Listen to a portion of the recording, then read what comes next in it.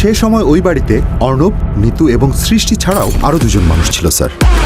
নিজ বাসায় নৃশংসভাবে খুন হয় এক সাংবাদিক দম্পতি। নিহতের বাড়িতে ঘটে যাওয়া ঘটনার সত্যতার কোনো পরিষ্কার সূত্র খুঁজে পাচ্ছে না তদন্ত কর্মকর্তা। আলামত নষ্টসহ নানান অসঙ্গতি আরও জটিল করে তোলে রহস্যের জট। It was a pre-planned murder and those were professional killers. এমনই এক রহস্যের গল্প নিয়ে রায়হান রাফি নির্মাণ করেছেন অমীমাংসিত। গল্পের সাথে চাঞ্চল্যকর সাংবাদিক দম্পতি সাগরুণী হত্যা মামলার সাদৃশ্য থাকায় দীর্ঘদিন সেন্সরে আটকে ছিল ছবিটি।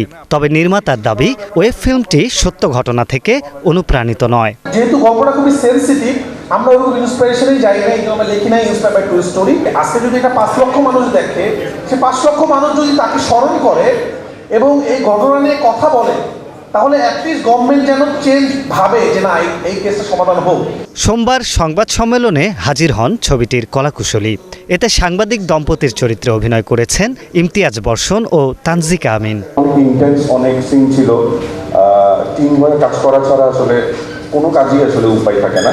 এটা আমরা টিম বন্ডিং হয়ে আমরা কাজটা করতে পেরেছিলাম, সেজন্য থ্যাঙ্কস। এরকম একটা বন্ডিং রায়হান রাফি ক্রিয়েট করতে পেরেছিল। আপনাদের জন্য এত কষ্ট করেছি আমরা, আজকে রিলিজ হচ্ছে, আপনারা সবাই আমাদের এই অমীমাংসিতটা দেখবেন। ছবিতে তদন্তকারী কর্মকর্তাদের বিশ্লেষণমূলক আলোচনা থেকে রহস্যের নেপথ্যের ঘটনা দেখানো হবে। গুরুত্বপূর্ণ চরিত্রগুলোকে রূপদান করেছেন এক ঝাঁক শিল্পী। ম্যাক্সিমাম স্টোরি টেলিংটা আমাদের একটা টিমের উপর দিয়ে গেছে এবং সেখানে প্রতিটা ডায়ালগের সাথে মানে কি বলে ইস্যুসগুলোকে এমন সুন্দর করে প্যাচ করতে হয়েছে।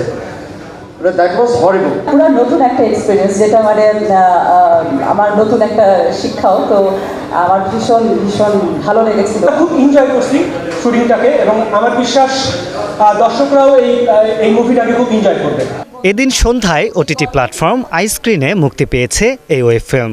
এই সিনেমার কারণে যদি একটি অমীমাংসিত কেসেও সামান্য অগ্রগতি আসে, তবেই কাজটি সার্থকতা পাবে বলে মন্তব্য করেন রাফি। বোর্ড বা সেন্সর বোর্ড আমরা আরিফ হক, ৭১, ঢাকা। এবং কেন গিয়ে করছিল। Thank you.